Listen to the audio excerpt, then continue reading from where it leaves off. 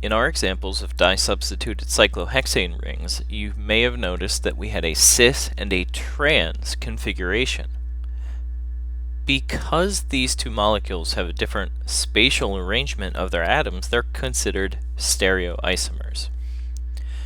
Isomers themselves are compounds with the same formula and different structures. Stereoisomers are a subclass of isomers where you have to analyze the spatial arrangement of atoms, not the connectivity, but the direction that they're pointed.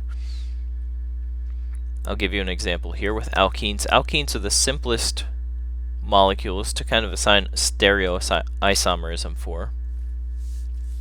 In this example, one methyl group is pointed down, the other one is pointed up. If we draw in the extra hydrogen atoms, you can see that the hydrogen atoms are on opposite sides of the molecule.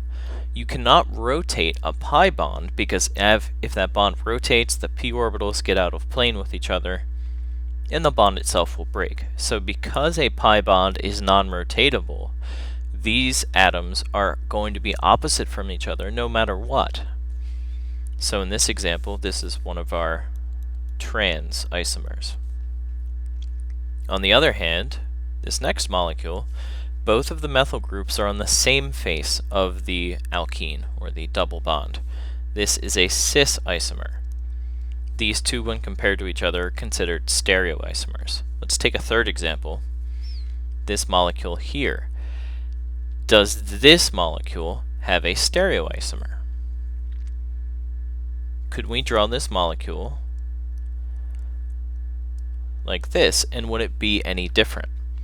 The answer is that these two structures here are in fact the same. We could rotate this molecule around, we could just flip it over this axis right here, and if we flip it, this methyl group will end up over here. Chirality is a property of compounds where their mirror image is not superimposable within the original object. A good example of chirality is your hands. They're mirror images of each other, but no matter how you rotate them, you cannot superimpose them.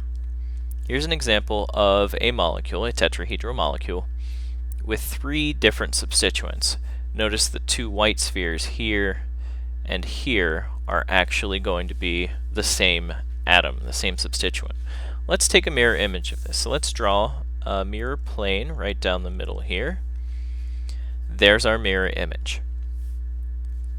To determine if this molecule is chiral or not, what we're going to do is we're going to rotate the original molecule and see if we can get it to match this new molecule here, the mirror image.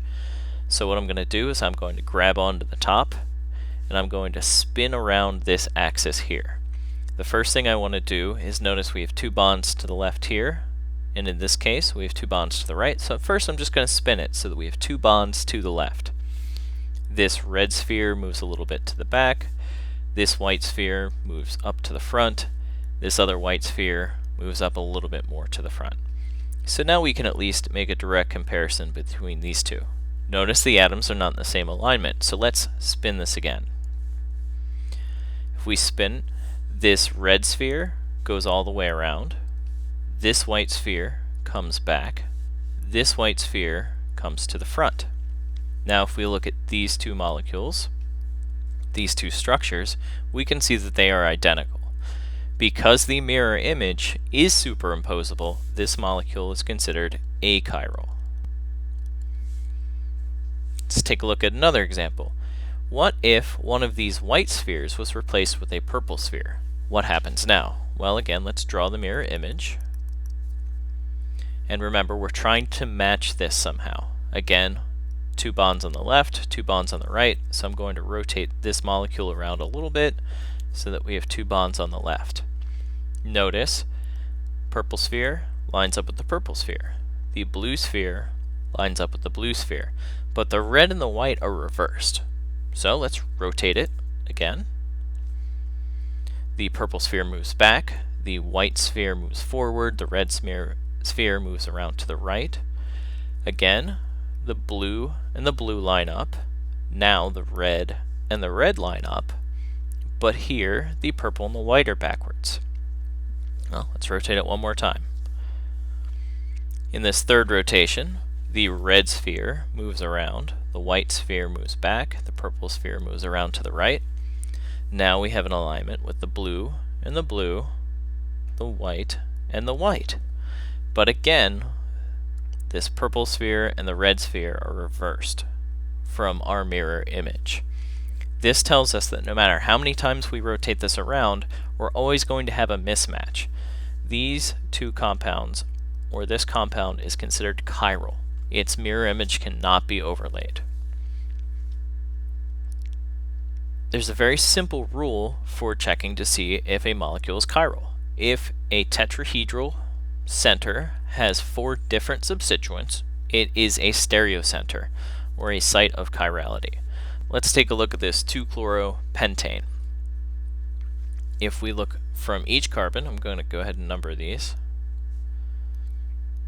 Carbon 1 has 3 hydrogens. They are identical. This is not a chiral center. Carbon 2 has a methyl group, a propyl group, a chlorine, and a hydrogen that are drawn in. These are all different. Because they're all different, this will be a stereocenter. So I'm going to put a little star here. Carbon 3 has 2 hydrogens, not a stereocenter. Carbon 4 has 2 hydrogens, not a stereocenter. Carbon 5 has 3 hydrogens, not a stereocenter. So there's only one stereocenter in this molecule. Let's take this example, 3-chloropentane. Again, let's number these. Carbon 1 has 3 hydrogens. Carbon 2 has 2 hydrogens. Carbon 3, again, has this hydrogen that we haven't drawn. We have a chlorine, that's 1, a hydrogen, that's 2, but on either side of carbon 3, there's an ethyl group. Because they are the same, this is not a stereocenter either. Carbon 4 has 2 hydrogens, carbon 5 has 3 hydrogens. This molecule is achiral. Another method that you could use to see if a molecule is chiral or not is look for a mirror plane somewhere in the molecule. So we can actually draw a line right down the middle of this, and it's going to be the same on either side of that line. If you have a mirror plane in a molecule, it's not chiral. Okay, where are the stereocenters in this molecule? Again, we're looking for tetrahedral shapes, so you need to identify the shapes. Oxygen is bent, not tetrahedral. A carbonyl group with this double bond is trigonal planar, not tetrahedral. This first OH, this first carbon here, has an OH on it. It has a hydrogen. It's bonded to this carbonyl, this carboxylic acid, and it's bonded to the rest of the molecule. So this is a stereocenter. This carbon here has 2 hydrogens, not a stereocenter. This carbon here has 2 methyl groups, so it is not a stereocenter. So there's only one stereocenter in this molecule, and that's this central carbon here. This molecule will be chiral. Last example. All of the carbon atoms in this molecule are tetrahedral, so we're looking for 4 different substituents. Let's go left to right. 3 hydrogens, 3 hydrogens, 2 methyl groups, 1 hydrogen, 1 methyl group, 1 large section over to the right, and the isopropyl group. This is a stereocenter. 3 hydrogens, 2 hydrogens, 2 hydrogens. We have a methyl group, an iodine, this 1, 2, 3, 4, 5, this pentyl group, and the rest of the molecule. This is a stereocenter.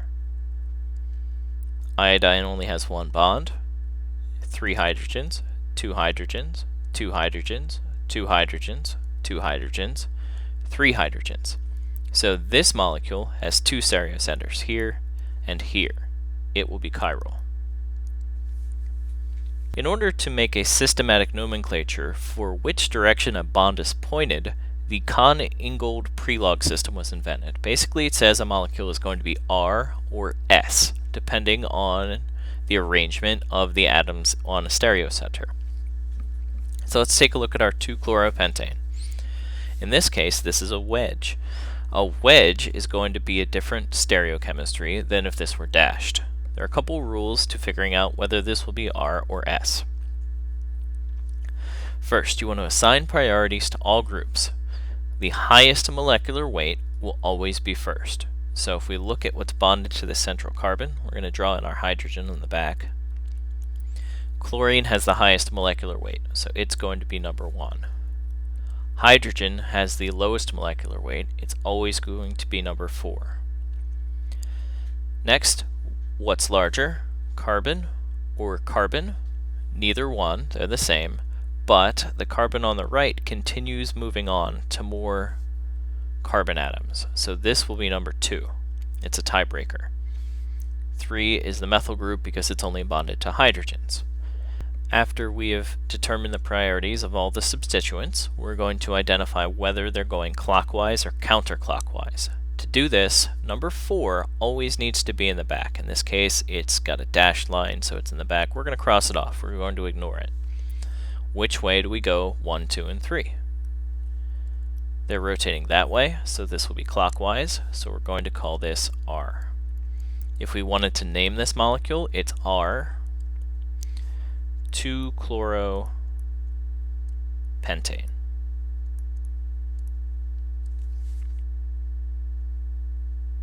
What if the lowest priority isn't in the back? In this case, the chlorine number 1 is pointed towards the back. I'm going to go ahead and reassign these real quick. You should notice that this is the opposite of the other molecule that we just looked at. So this is going to be S. You can tell that just by knowing it's the opposite. But how can we arrive at that? Because again, this is going clockwise. Well, the problem is this molecule has the lowest priority, number 4, in the front. So what we can do is we can draw a line here and we can rotate the molecule around that line. Not a mirror image, this is a rotation. So if we lock it here and spin it around.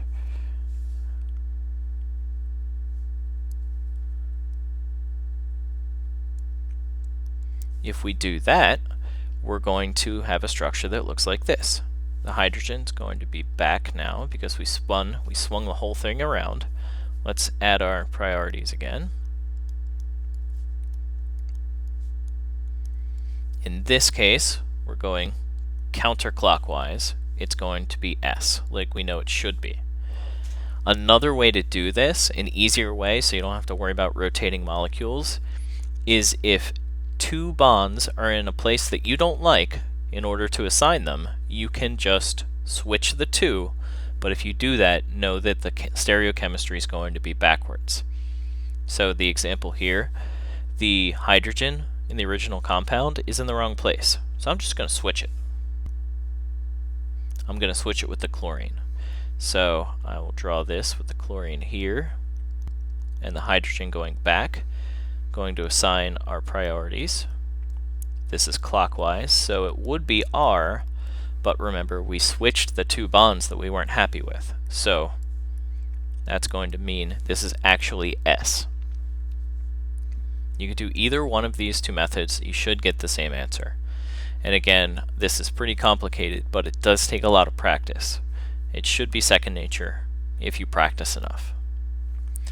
Let's take a look at this molecule. Remember, there's only one stereocenter right here.